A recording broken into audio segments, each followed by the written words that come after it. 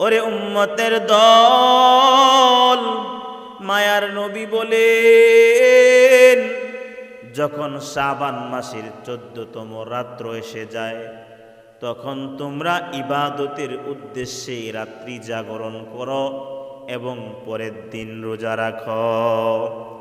কারণ এই দিন আমার আল্লাহ পাক রব্বুল আলামিন দুনিয়ার আকাশে অবতরণ করে বান্দাদের উদ্দেশ্য করে ঘোষণা করতে থাকে, হ্যাঁ আমার বান্দারা, কে আছো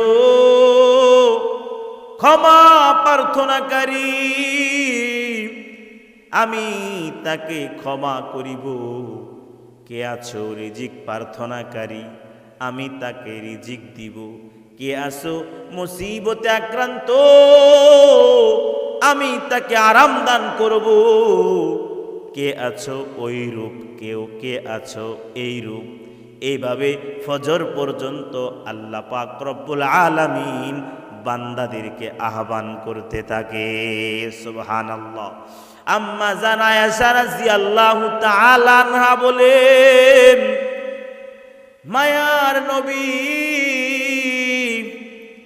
শাবান মাসে এত বেশি, মায়ার নবীকে শাবান মাসে এত বেশি রোজা রাখতে দেখেছি, যা অন্য কোনো মাসে এত বেশি রোজা রাখতে দেখি নাই।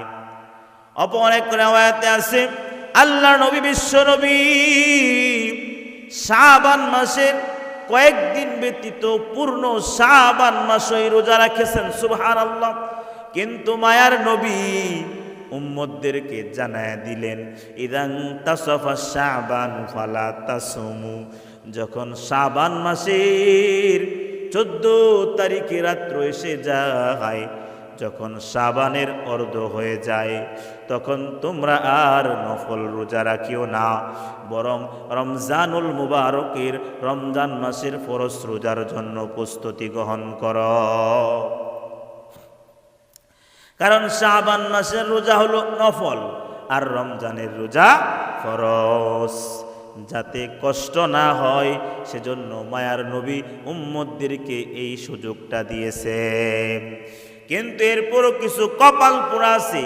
এত দামি একটা মাস, যেই মাসে একটা নফল আমল করলে রমজানের বাইরে একটা ফরজের সমতুল্য। সুবহানাল্লাহ।